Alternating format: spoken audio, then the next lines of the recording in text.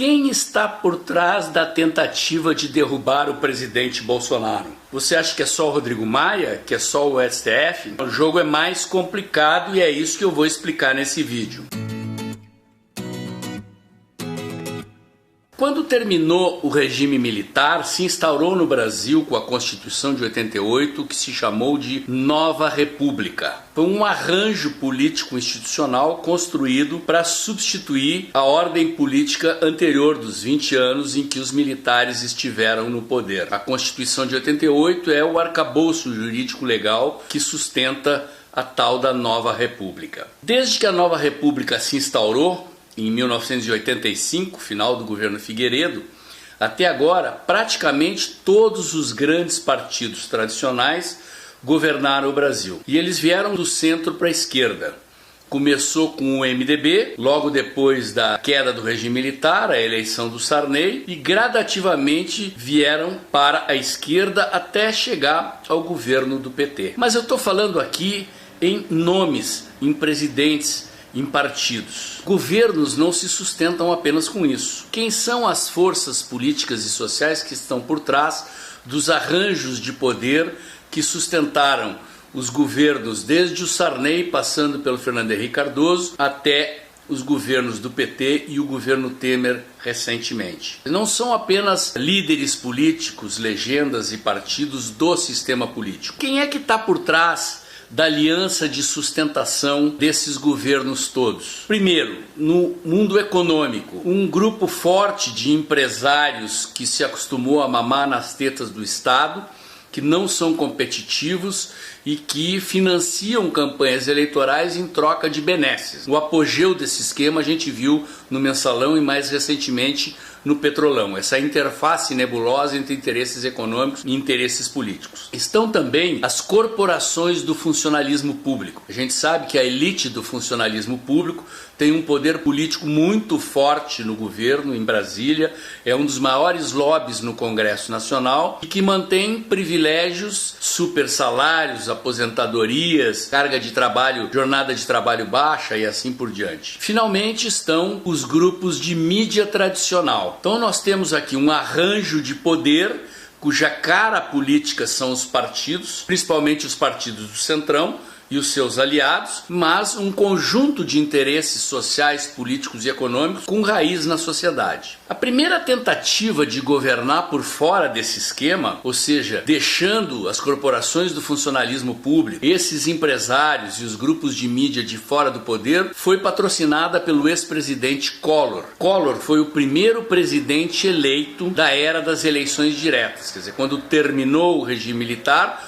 houve a eleição indireta do Sarney, o Congresso que escolheu Tancredo, que morreu, e aí o Sarney assumiu. A primeira eleição direta foi a do Collor, em 1989, que derrotou o Lula e tinha um programa econômico liberal. Então o Collor se elegeu e fechou a porta do governo para os partidos tradicionais. Ele tinha lá um pequeno partido, o PRN, elegeu uma bancada minoritária, montou um ministério onde não tinha MDB, o PFL, que hoje é o DEM, não tinha PSDB, ou seja, a catrafa toda que nos governa estava de fora do poder. Além disso, o Collor começou a abrir a economia para importações, ou seja, naquela época existia reserva de mercado. Então os nossos carros eram uma porcaria, os nossos computadores eram uma porcaria, porque a gente não conseguia importar componentes eletrônicos, não podia importar tecnologia porque era muito caro. Quando o Collor abre a economia, ele contraria os interesses desses empresários que vivem à volta do Estado. Collor também,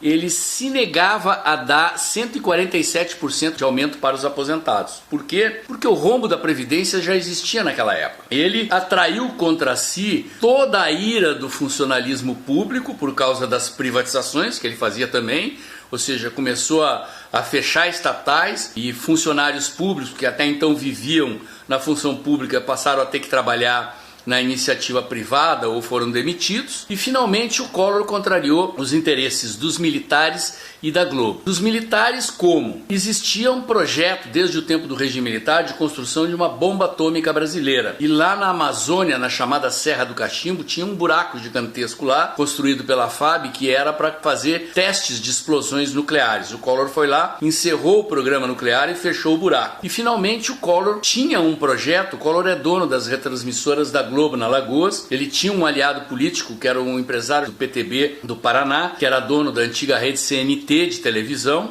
e a Rede Manchete, que estava falida, para construir uma rede de televisão para competir com a Globo. Qual é a novidade? Então vejam o conjunto de interesses que o Collor contrariou. Ele começou a abrir a economia e contrariou os empresários, ele contrariou os militares, ele contrariou os funcionários públicos e ele queria afrontar a Rede Globo de televisão. Resultado, foi derrubado. O Collor era corrupto? Olha, tudo indica hoje, olhando daqui para lá, que sim, ele até depois que foi derrubado se envolveu com os governos do PT. Diz a mídia que ele controlava a BR distribuidora da Petrobras em pleno governo Lula. Que ironia, né? Mas na época o Collor sofreu impeachment acusado de ter ganhado uma Fiat Elba, uma peruazinha da Fiat, do seu tesoureiro de campanha sem comprovar a origem do dinheiro. Vamos combinar, perto de Mensalão e Petrolão, uma Fiatzinha Elba não é nada. Mas esse foi o pretexto que usaram para derrubar o Collor. Derrubado o governo Collor, assume o governo o seu vice, Itamar Franco, que era um político que fez história, fez carreira no antigo MDB. Itamar Franco assume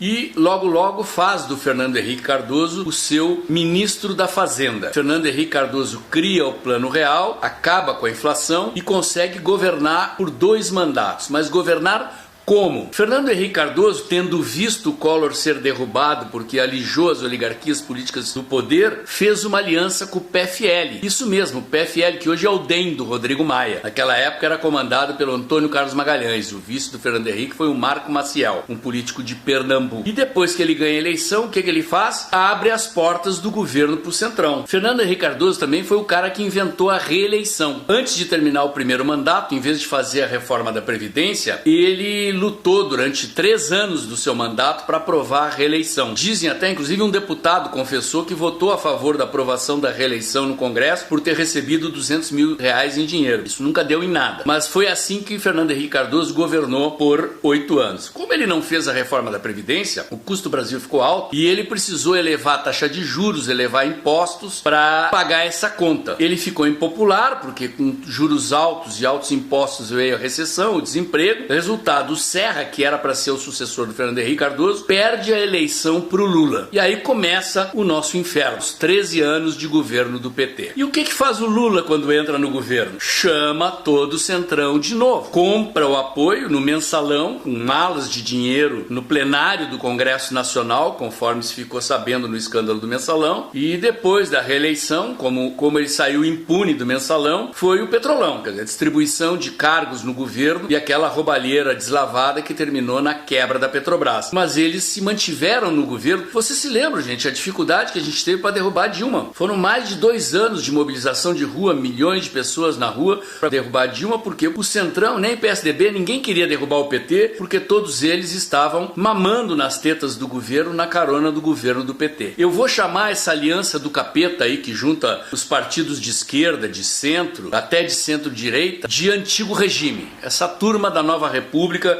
que nos governou desde a queda do regime militar até agora que nós elegemos o presidente Bolsonaro. Então são essas forças políticas que nós estamos enfrentando. Não é só o Rodrigo Maia, não é só o STF. Esses caras, eles são a cara política, eles são a vitrine de uma aliança muito poderosa que quer voltar ao poder. Foi alijada do poder com a eleição do presidente Bolsonaro. Quer dizer, quem são os juízes do STF? Um deles foi nomeado pelo Sarney, um deles foi nomeado pelo Collor, um deles foi nomeado pelo Fernando Henrique Cardoso, um deles, o Alexandre de Moraes, foi nomeado agora pelo Temer, e os outros 7 foram nomeados pelo PT. Esses são os caras que hoje estão na ponta de lança da tentativa do impeachment do presidente Bolsonaro. Eles são, então, o antigo regime. O povo que foi pra rua derrubar esses caras, tirar esses caras do poder, eu vou chamar de Novo Brasil. Então é como se a gente tivesse um jogo de futebol, o antigo regime contra o Novo Brasil. Vamos imaginar que toda a nossa luta para derrubar o PT foi o primeiro tempo desse jogo. Então o nosso movimento começou pequenininho lá atrás, foi crescendo,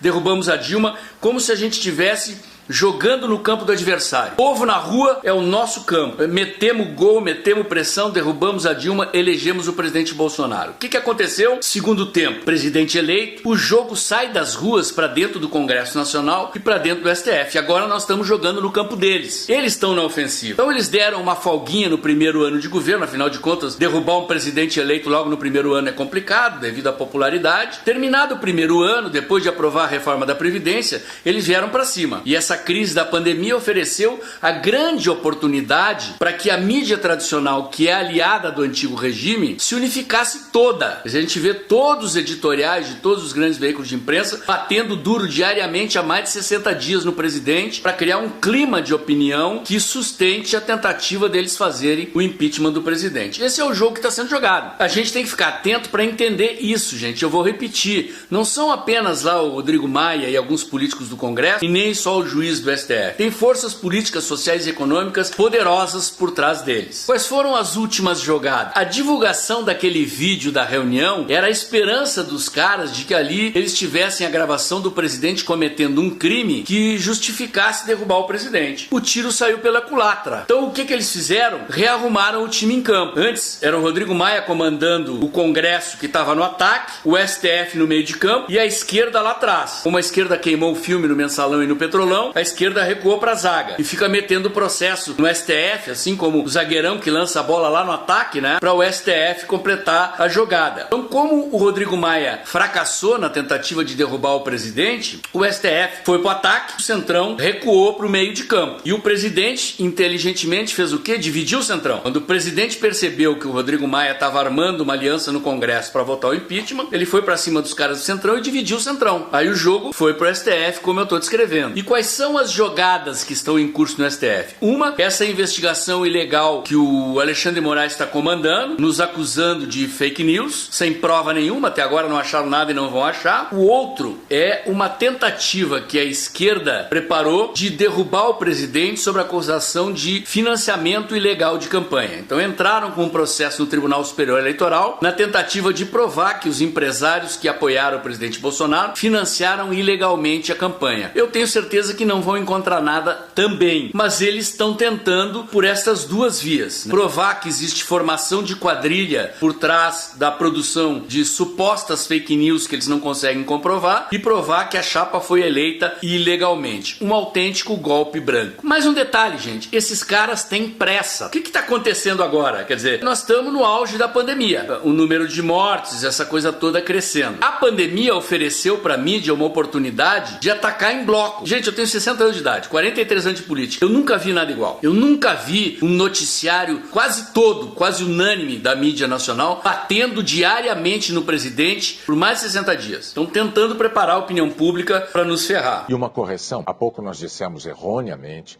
que o presidente Bolsonaro tinha pedido ao então ministro Moro para ser blindado. Mas como nós mostramos na voz do próprio presidente, foi o contrário. Qual é a preocupação deles? Quer dizer, agora a curva da pandemia deve cair, como aconteceu no mundo inteiro. O número de contaminações, o número de mortes começa a cair. E o que vai sobrar? Vai sobrar a crise econômica, o desemprego, a quebradeira de empresas. E quem é que está alertando desde o início que isso ia acontecer? O presidente Bolsonaro. Ele está dizendo tem que cuidar da saúde, tem que cuidar da saúde. Mas nós não podemos paralisar toda a economia. Nós vamos destruir as empresas e os empregos. Então, à medida que a pandemia passa, que a crise da saúde passa e a crise econômica fica, o que pode acontecer? O presidente recuperar a popularidade lá na frente. Então eles têm que aproveitar agora para tentar derrubar o presidente. Por isso, esse desespero de provocar ou um impeachment no Congresso ou impeachment pelo Supremo Tribunal Federal. E o que impede esses caras de conseguir? Esse monte de cidadãos que têm ido para as ruas sistematicamente em manifestações todos os fins de semana, em Brasília, Rio, São Paulo, nas grandes capitais capitais, defender o governo eleito, e esse mundo de gente que atua nas redes sociais, eles nos chamam de robôs, mas que tem um poder de fogo impressionante. No último vídeo que eu fiz aqui, vocês veem lá o bolsonarismo nas redes, eu dei números que mostram o tamanho dessa força nas mídias sociais. Quer dizer, nesse momento em que toda a mídia está atacando, com a rede bolsonarista mobilizada contra-atacando, nós empatamos o jogo em volume de conteúdo, de interação e de atividade nas mídias sociais. Eles só não deram o golpe ainda, só não conseguiram avançar por causa disso. Se nós fraquejarmos, se nós começarmos a acreditar nas acusações que a imprensa está dizendo, se a gente desistir de ir para a rua, se a gente desistir de curtir, comentar, compartilhar, retweetar os conteúdos do presidente e dos apoiadores do presidente na mídia social para tentar combater as fake news da mídia tradicional e convencer a sociedade quem é que está certo nessa parada, eles vão ganhar. Não podemos desmobilizar, não podemos sair da rua, não podemos sair das mídias sociais. Não se enganem. O que eu tentei mostrar nesse vídeo aqui é que nós estamos jogando um jogo pesado. Tá? Nós fomos para a rua durante anos, pacificamente, tiramos a Dilma do poder, tiramos o PT do governo sem nenhum ato de violência. Essa é a característica. Nós somos famílias de verde e amarelo indo para as ruas, querendo mudar o país na democracia. Digam eles o que disserem. E quem somos nós? Quem são as pessoas que fazem parte do time do Novo Brasil contra o antigo regime? Você aí é um deles. Nós somos empreendedores, nós somos trabalhadores, nós somos empresários, autônomos, profissionais liberais. Nós somos a camada da sociedade que vive do próprio trabalho, que nunca se lambuzou nas benesses do governo, nunca pediu arrego para o Estado. Nós produzimos a riqueza do país, nós pagamos os impostos que sustentam a moleza deles. Nós somos o Novo Brasil, nós queremos tirar do poder o antigo regime. Essa é a nossa luta. Não se iludam, o jogo é pesado, o jogo é pesado. Nós tiramos o PT do governo, mas não tiramos esses caras do poder. Eles estão dentro da mídia, eles estão dentro das escolas, das universidades,